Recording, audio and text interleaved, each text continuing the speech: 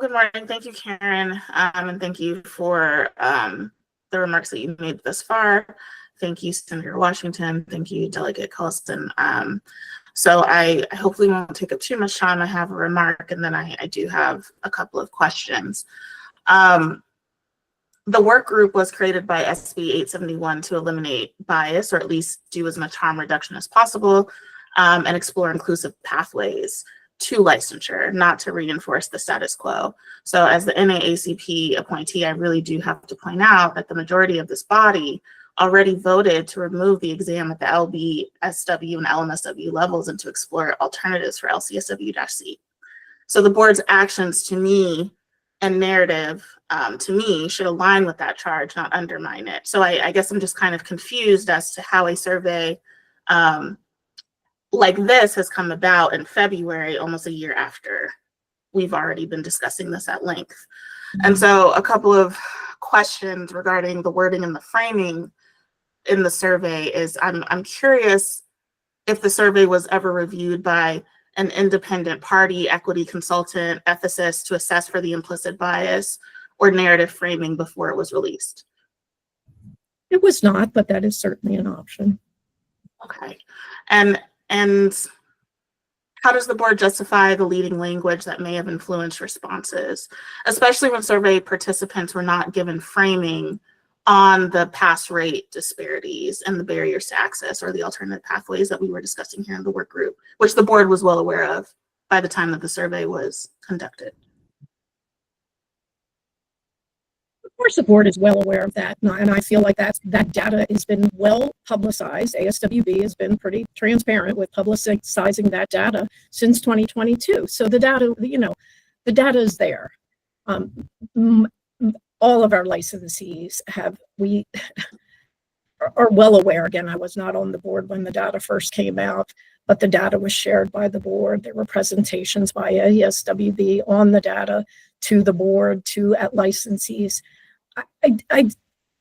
So I hear your point, but I do feel like that the data about the racial bias of the exam is well known and well publicized. Not just racial bias, Ms. Karen, sorry to cut you off and sorry to interject, yes, but not just racial bias, but also disability, also like yes, you didn't hear from Ross, deaf and hard of hearing. Absolutely right. Across all the, absolutely, it is well known. The board is well known.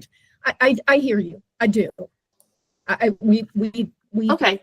I just want to point out that it wasn't presented in your survey, so I wasn't sure. My apologies for not bringing that up. I do believe that the data is pretty. Anyway, it just wasn't released into the survey, so that's why there's a bit of confusion, because the board has stated it surveyed a stratified sample of 1,900 licensees from a pool of 19,000 at the time. Over 19,000, and then received 468 responses, which is roughly 2.4% of all licensed social workers in the state of Maryland. So given that this response pool excluded unlicensed individuals and overrepresented LCSW-Cs, how can the board characterize these findings as showing quote unquote overwhelming support for the exam? Among the groups surveyed, it did. And there is nothing stopping any other survey in the other. For the board, what do we have access to? We have access to our licensing data, our active licensees. So there's nothing stopping any other entity from surveying other groups if need be. Yeah, good idea. Maybe the work group could have looked at that sooner. I'm late coming to the work group, but I might have been a good idea to do a survey, get some feedback from stakeholders. Yeah, and then so in the future, I'm curious, given the ASWB's role as the board's examination partner, will there be safeguards in the future in place to ensure that the board's interpretation of any further is not being used to defend or promote the interests of the ASWB over the legislative mandates that we have seen here, we may see more in the future, that are encouraging equity and reform?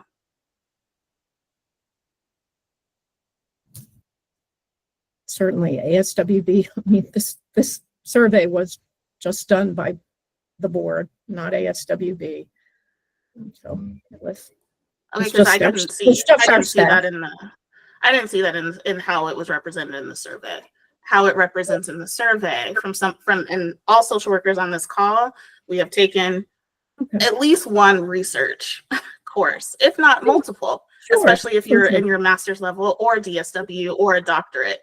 So this isn't coming from a place of I disagree with the survey, absolutely not with the survey outcome, but with how the survey was conducted, because it is misleading. There were several aspects that were left out in terms of language, in terms of how it was presented, in terms of even how the survey data was conducted. When you have a random sampling, you then exclude.